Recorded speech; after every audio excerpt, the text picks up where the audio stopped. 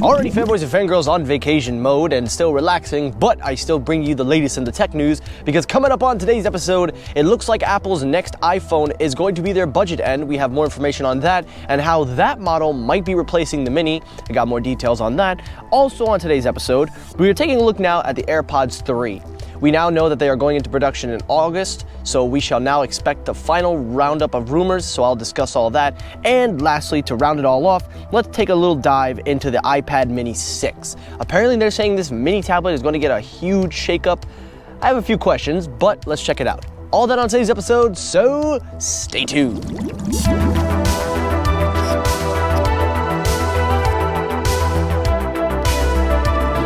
So story number one, the main story, the first one of the day, let's talk the iPhone SE 2022 model. Now, we don't know exactly what name of this model it's going to call. It's probably just going to be called the iPhone SE with 5G or just iPhone SE. We don't know. But it is reported that in the first half of 2022, Apple is going to refresh the iPhone SE. According to Nikki Asia, one of the more semi-reliable YouTubers and also tech enthusiasts, seems that he claims that this new iPhone SE will include an A14 chip rather than an A15, which makes total sense because, first of all, it's a budget-end device. You don't put expensive hardware into a budget device. However, he does says that it will remain the same design as reported, that it will contain the 4.7-inch LCD or a larger OLED display. There are talks of a bigger version of this phone, but the main takeaway is, of course, that it will have 5G. Now, 5G does add a toll on the price for the iPhones. If you guys don't know, Apple has relatively kept the prices the same, but there is some margin of loss to be taken there.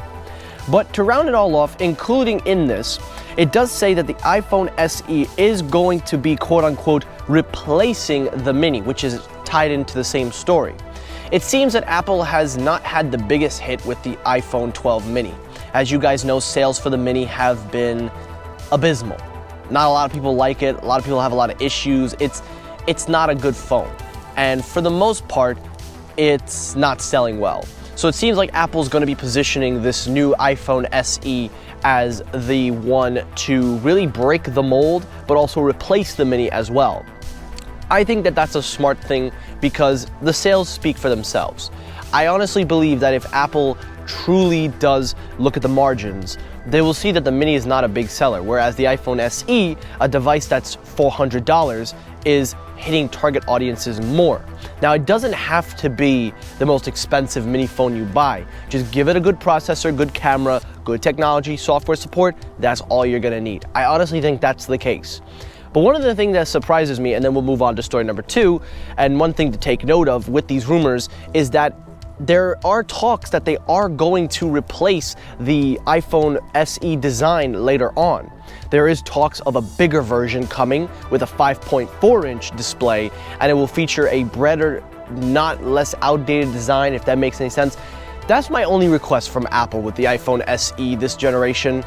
I think you need to change the design. I understand you're cutting costs, you're saving on money, but a newer design with Face ID in some applications or a better Touch ID system like the iPad Air, I think that would work better.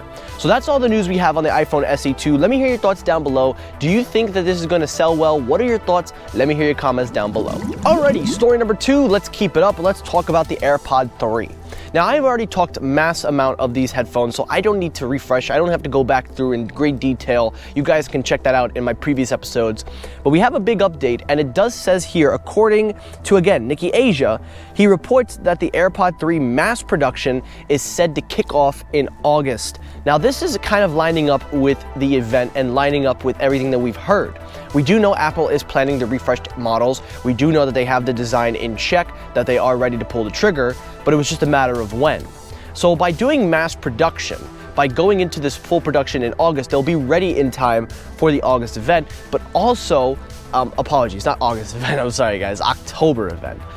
But also, it gives them a head start because there is going to be a huge request for these headphones. There are users that haven't upgraded their AirPods, and a lot of people are waiting for this one, particularly because it is cheaper, it has a better design, apparently, and it will probably cost a few dollars less than the regular AirPod Pros. But on top of that, taking a look more, we do see that they are going to have a newer design, which means that they won't entirely remove the stem, which is the little thing that hangs down, but they're going to make it a more minimal design. So that lines up with everything that I've reported, and I'm going to leave links at the end of the video you could check out if you want to see more about me covering the AirPod 3s or the AirPods, whatever they're going to call. So let me hear your thoughts as well about these AirPods and if you think that these are going to be a big deal. And last story, the final story, and then we're out of here, guys. Let's talk about the iPad Mini 6. Now, I'm a huge fan of the iPad lineup. Any iPad model, whether it be a budget, expensive, cheap, mini, it doesn't matter. I love Apple's take on the tablet, and I think that they're the ones that have perfected the formula for a tablet, at least for simplicity and simple users. Well, it looks like Apple's going to refresh one of the biggest tablets that they haven't really touched upon, the iPad Mini 6. According to several sources from 9to5Mac, this new iPad Mini 6 is going to have, oh wow, the sun came out, look at that. It says here they will have an A15 Bionic chip, it will have a brand new design, which means it will ditch the home button in favor of gestures.